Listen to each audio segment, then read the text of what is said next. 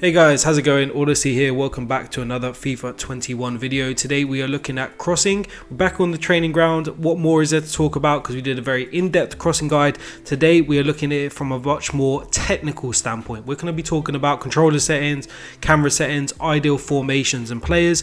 And then we've got a number of scenarios at the end of the video in terms of clips that I'm going to walk you through and talk to you a bit more about when you're in certain situations.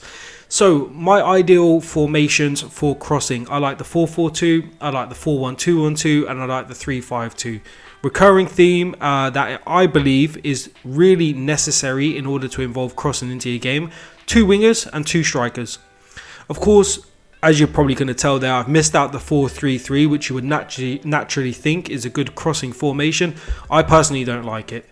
I think having one striker as your only option for crossing just makes yourself so linear in your approach to crossing. There's only one option available to you inside the box. With 2 striker formations, you've got the near post and the far post, and on top of that, having a cam there or a centre midfielder making his way forward means you've got that late run into the box also, which is another addition. So I personally prefer 2 striker formations. I'm a big fan of crossing this year. I've tried out a number of different tactics and instructions and formations in relation to crossing, and I can say with a lot of confidence that 2 striker formations are much better than single striker formations when it comes to crossing.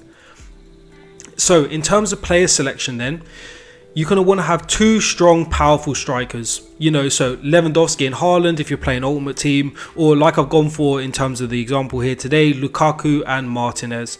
Lots of different options available to you in the game, but I personally prefer 2 target men. I like one to maybe be my more technically comfortable striker in terms of I know I can play it into feet, it will stick, and I can sort of do some link-up play, and then I want to have one sort of bully, big strong striker that I know if I cross the wall into the box, he's going to win it against most centre backs inside the game.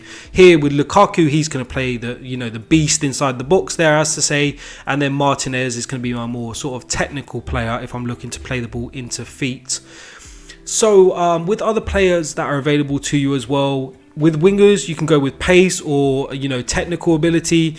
I think either is viable this year. I think pace is obviously the easier one of the two. So if you're getting, if you're first setting out with crossing in FIFA, I would go with pace. But in this example, I've gone with Barella and with Hakimi. So I wanted to show that both are very viable, but I would say that pace is the easier option out of the two. But whatever your play style is, if you like to play with possession, go with a technically gifted winger. There's no trouble whatsoever. You'll still be able to score crosses. If you prefer pace and you like to get in behind, of course, that option is available to you also. Offensive style, long ball, width on 8. Naturally, you're going to want to play quite wide. Long ball just ensures that the wingers will make those runs in behind, and it also means that the strikers will get into those ideal positions inside the box, because with that tactic, they're expecting the ball to come in via a cross. So they'll start to make their way to the near post, to the far post. They'll start to run into space, using their attack position in stat to, pick up their position inside the box and get ready for the cross. 3 for players in the box. I only want the ideal targets inside the box if I'm going to cross it in. I don't want fullbacks and centre midfielders getting in there. I want to have my near post option with a striker, far post option with another striker, and then the late run of the cam, or in the case of maybe a 4-4-2, a centre midfielder getting forward, making the late run into the penalty spot as another additional option, just in case the strikers are not available. Defensively, of course, I like to play with a lot of width and a lot of depth, because I want to win the ball high up the pitch and then look for that early cross into the box as well and catch the opposition, in a situation where they're not expecting it. So that's what we're looking like inside of tactics. For me, I've tried, like I touched on earlier, I've tried a lot of different tactics. These are the most ideal ones for crossing. It just ensures that the right players are in the right position at the right time. So it also means that you can create a number of different crossing opportunities. You can play into the cam, the wingers are making the runs in behind, your strikers are available as options to feet if your wingers aren't available yet, so you can hold up play. you know, you want to go for those tactics ideally. Strikers, in terms of instructions, stay forward, stay central, target man. Very simple. You know, you want them to stay in position as much as possible. We don't want them drifting wide at all. That's for the wingers to do. You also want them to stay forward. So just in case defensively, you can, you know, hit the ball long and forward, and you can flick it onto the wingers or play it down to Eriksen and, you know, start to play some you know, some fast build up or possession play there and look to come back to then go forwards. Of course, with Eriksen, stay forward, stick to position. He's the pivot, so everything's going to flow through him. You're going to look to bring the CDMs forward, play into Eriksen, then assess your options. Am I going to be going down the right or the left? Am I going to look to play into the striker's feet, play some 1-2s, wait for the striker to get forward, wait for that long ball tactic to hit in, to kick in, and then the wingers will make the runs in behind. In terms of the wingers, I wanted to provide two examples here today where you can sort of play a stay wide, get in behind sort of style with Hakimi and have joy, or you can play with Barella in terms of a come short, free roam on your wingers. Both are completely viable. You'll see in the clips as well the different sort of crossing opportunities that creates, having those two wingers on two different types of player instructions. But like I touched on, both are completely viable and acceptable. It just sort of I just really wanted to show that you can play your style of play and involve crossing into it as well, and not have to sort of hinder the sort of fun or the aspect of the game that you enjoy. You haven't got to sacrifice that completely to involve crossing into your game. So on the previous crossing guide that I released a couple of weeks ago, there were a number of different comments on there as well that people wanted to touch on, and a large part of that was on controller settings and what do I play with when I get involved in crossing. So I play with manual headers and semi-assisted crossing, which you're going to see later on in the video. I go through my controller settings so you can see that. And I just really want to take a few seconds to explain this. And there's a steep learning curve, and it's a painful learning curve as well. And you're going to lose a lot of hope with crossing using those settings, because one, your crosses aren't going to go where you want them to go, and secondly, you're going to miss a lot of headers inside the box. But I promise you that it takes time to get comfortable with, and it is a very effective tactic once you've got past the teething stage and you're getting more and more comfortable with it. Don't go with assisted headers. You want to have full control of where the header is going exactly in front of goal. You can head it back across goal. You can aim the header down, or you can go near post. There's a lot more options available to you by having the headers on manual. And on top of that, with semi-assisted crossing over manual, what I found is we're able to cross the ball into space and not just to a certain player. I want to project where I want my striker to go and play the ball in anticipation of the striker getting to it, which you have a lot more joy doing. That really is the key to being successful at crossing, is manual headers coupled with semi-assisted crossing. So you can play the ball into space and then finish it off exactly how you want it. So you almost want to envisage exactly how the sort of the cross and the finish is all going to happen seconds ahead of it actually happening in front of you. So if you see a nice run to the back post, this is where I want the ball to go and this is how I want to finish it off. That can only happen with these settings. If you've got assisted crossing, they'll literally just cross it into the player regardless of what run he's making, and that really isn't what you want. And I think that's where a lot of players fall down with crossing this year.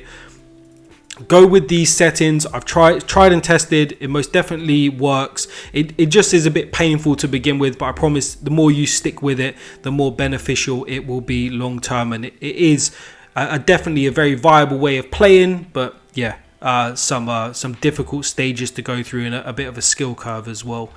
So let's talk on camera settings. Of course, I play on custom. I play on 20 height and 0 zoom. So it just ensures that I can see the whole pitch. I can look at what wing options are available to me when I've got the ball into Eriksen. Can I go left or right? I can see exactly what's available. On top of that, and most importantly, I can see what runs my strikers are making inside the box. So going back to my previous point, I can cross the ball into that space. I know exactly where I want to place it. I can be very precise in my cross. And then I know exactly, I'm always thinking a couple of steps ahead. This is exactly how I'm going to finish it off. So this camera settings allow that to happen. And I know a lot of it is going to feel very unfamiliar and very awkward to begin with, you know, the camera settings, the controller settings, those different types of crosses, but I promise you it will pay a lot of dividends along later on down the road. So what you're going to see here is semi-assisted crossing and how that pays off. We're going to be playing it in front of Eriksen. So we want to ensure that we get, you know, the best opportunity to finish off that chance. And on the volley, you know, they're really easy this year. If you can just get the opportunity to play it in front of the striker, it means that we haven't got to sort of set ourselves up for an awkward header. We can play it just in front of the player and smash it home with a nice volley. We don't want to be heading the ball when we can easily volley it behind the, you know, into the back of the net. Volleys are much easier to score, so that's why we want to play it in that occasion. We can cut back with Barella, play it right behind the centre back and head it back across goal.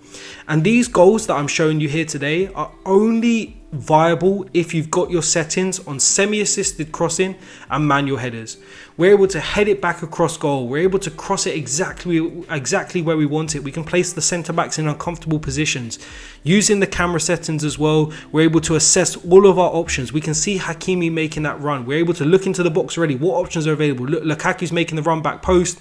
Nice ball into exactly where we want it to be and finish the chance off very nicely. So I just want to say, whilst I'm going through the clips here today, you know, we jumped on last night, played some online seasons and got all the clips here today for today's video. So I'm not showing you months and months of clips. You can almost go out and do this quite naturally and involve it into your game very comfortably. But I do want to state that it won't be as easy for you if you're just beginning to start crossing the ball, you know, beginning to involve crossing into your game. It won't look as easy as I'm showing it off here today. There's a lot of teething issues. You will miss a lot of opportunities to begin with. Crosses will start going wayward and you'll start to lose hope that it's not actually viable. But I promise you, that's where a lot of people go wrong. You're not sticking with it. You're not learning the skills that are required in order to really be quite effective with crossing. So, you know, stick with it. I promise you, it is very viable and worth it. Later on down the line, and a very effective you know, weapon in your toolkit going forward in FIFA. You know, to be able to flick it into 3-5-2 or 4-1-2-1-2 because you know that the opponent's not good at crossing is a very effective weapon this year. I concede little to no headers this year, but I score an absolute bucket load, and I think it's a case of people really don't know what settings and how exactly to implement it in their game. But once you get comfortable with it, it is such a weapon. Let's talk lastly about power from crosses. 2 bars if you're playing it to the near post. You're looking for about 2.5 bars if you're playing it into the penalty spot, and then 3 bars plus into the back post, depending on how far to the back post you're looking to do it. Obviously, that is situational. There'll be occasions where you need to place a little bit less power, a little bit more power, say if you're doing a driven cross. But, you know, be sure to go through all the clips. You'll see exactly how much power I'm placing on the crosses, and you know, it's roughly about 2.5 bars. That 2.5 bars is your sort of baseline, and then less or more depending on whether or not you're going for near post or far post. But that's it from me, guys. I hope you've enjoyed today's guide / tutorial. Be sure to drop a comment down below and let me know your thoughts or anything you want to see in the future on the channel. But as always, have a nice evening, take care, and I will catch you next time.